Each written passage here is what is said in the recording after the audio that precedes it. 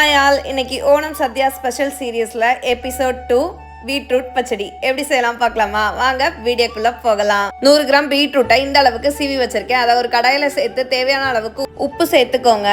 இப்போ வேக வைக்கிறதுக்கு 1/4 கிளாஸ் அளவுக்கு தண்ணி சேர்த்து நல்லா ஒரு கிளறிட்டு ஒரு தட்டு போட்டு மூடி வச்சுக்கோங்க. மிக்சி ஜாரில் 1/4 கப் தேங்காய் துருவினது, 2 பச்சை மிளகா, 1/4 துண்டு இஞ்சி, அப்புறம் கொஞ்சமாக ஜீரகம் சேர்த்து நல்லா மையம் அரைச்சி எடுத்துக்கோங்க. இப்போ பீட்ரூட் இந்த அளவுக்கு நல்லா வெந்து வந்திருக்கு பாருங்க, நல்லா குழஞ்சி எடுத்துருக்கு. இப்போ நம்ம அரைச்சி வச்சிருக்க விழுதை இதில் சேர்த்து கொஞ்சமாக தண்ணி சேர்த்துக்கோங்க. இப்போ நல்லா கிளறி விட்டுக்கோங்க. இந்த அளவுக்கு பிங்கிஷ் கலரில் வந்திருக்கும். இந்த டைமில் ஸ்டவ்வை ஆஃப் பண்ணிவிட்டு மிக்சி ஜாரில் தயிர் போட்டு நல்லா கட்டி இல்லாமல் சேர்த்துக்கோங்க.